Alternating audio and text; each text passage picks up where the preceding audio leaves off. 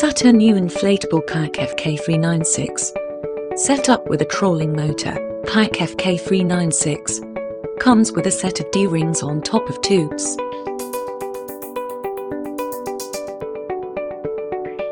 Optional wooden or aluminum benches can be secured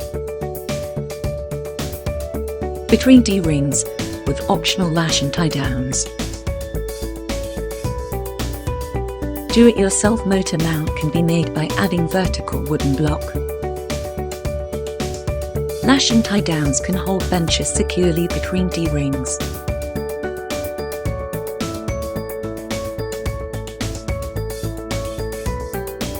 Kayak with a motor on the side can be used with or without fin on the bottom of it.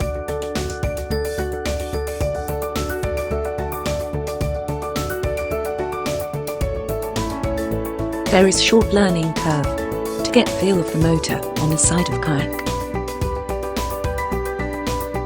With 55 pounds electric trolling motor, kayak can reach about 4 to 5 miles per hour at full speed.